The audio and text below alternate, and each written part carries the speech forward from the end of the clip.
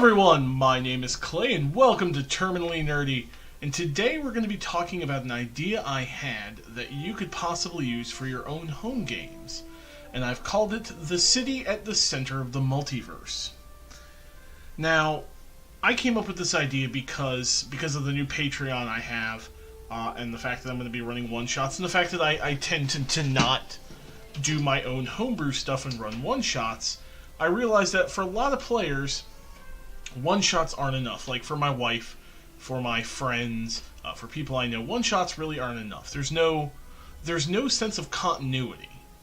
You know, playing a character for 1 or 2 sessions and then dropping that character, you really don't get to fill out the character. You get that when you play homebrew games, because homebrew games usually span months to years. You're playing the same character with the same group of people, and you build, camaraderie, and you build your characters. They grow and adapt. You don't really get that feeling with a one-shot. And so, one night when I'm driving at home, I had to think.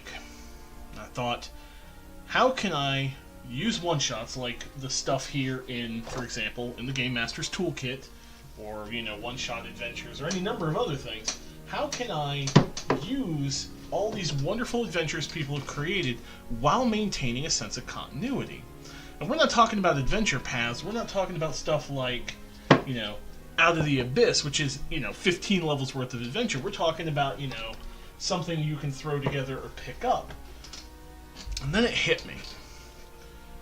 What if we took the concept of the multiverse, the idea that there are multiple parallel realities, multiple, copies of everything. We took that concept, and then we said, what if there's like a guardian force of the multiverse, a group of people who go out and deal with problems within multiple realms of reality that other people are incapable of dealing with or are just being, run rampant.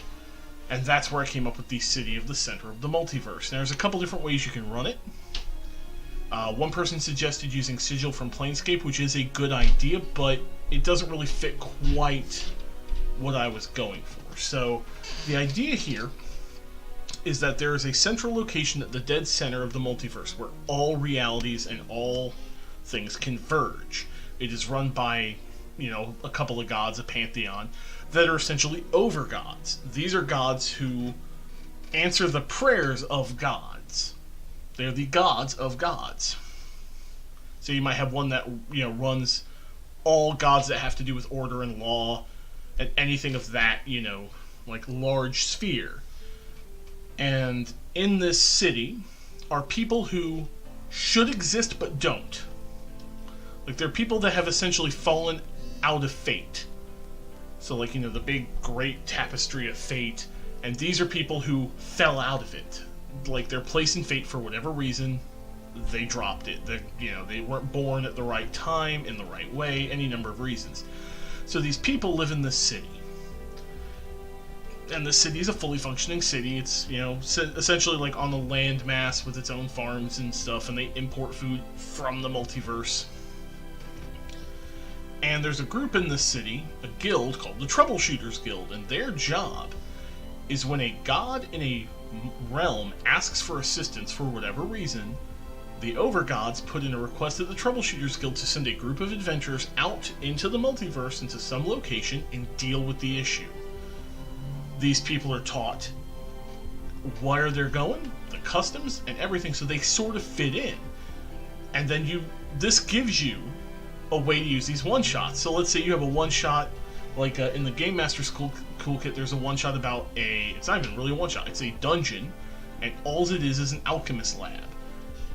Well, with this setup, you could have the players come into work at the Troubleshooters Guild and be told, okay guys, you're going to Faerun, you're going to be going to this location, and you need to deal with this, busted up alchemist lab, because none of the, resident adventurers have picked up on it, and it needs to be addressed. It's throwing the universe out of balance. This allows you as the DM to use any one-shot of any level and fit it in, and it gives the players a home base and a sense of continuity. If you have a group, you can essentially create a meta-narrative. So they're going out and they're dealing with all these problems. You could start introducing things like, well, why are these things even happening in the first place? And you could start tying in one-shots adding little things here and there, and you can basically build on the one-shots and on the encounters that you have and that you're using each week or each session to both cut down your prep time because you've got all these one-shots and you're using all these one-shots, and give your players that sense of narrative and growth. So like if you have an adventure that I've got that I'm going to review later probably that covers levels 5 to 8, well, your party can go up when they hit 5 to 8. You can suddenly say, oh, I've got this adventure, we can just run this, and it takes them a couple of nights, and then they're back. And, give them like a device, I was thinking like a bracer or a tattoo, maybe actually inscribe a tattoo that they have to activate that teleports them back to the Troubleshooters Guild one way. It doesn't bring them to their location, it doesn't give them a safe point. This allows you to do all sorts of things with a large meta-narrative, while at the same time allowing you to use the low prep stuff that you got here.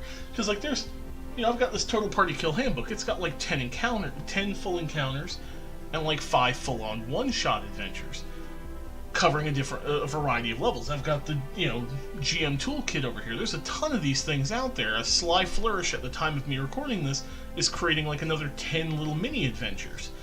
Those adventures have no connection to each other, but you can make them do that with this concept. It doesn't have to be a city. Somebody suggested a stronghold, where a group of people, this is all they do. They're essentially guardians of the multiverse, and this is their job until they retire and a new group is brought in. Maybe they're people from disparate universes. There's a ton of different ways you can go around this. Maybe people who disappear sometimes fall through a portal, end up in the city, and they can't get back home. There's no easy way to find where they came from, because, in the concept of a multiverse, there's an infinite number of Faerunes. There's an infinite number of Eberrons. There's an infinite number of Earth. This also allows you to kind of mix and match. Like, if you want to play a game with fantasy and superhero elements, you can mix them together. Stuff like that. And that is something I'm considering using for my own game, and I wanted to share it with you guys.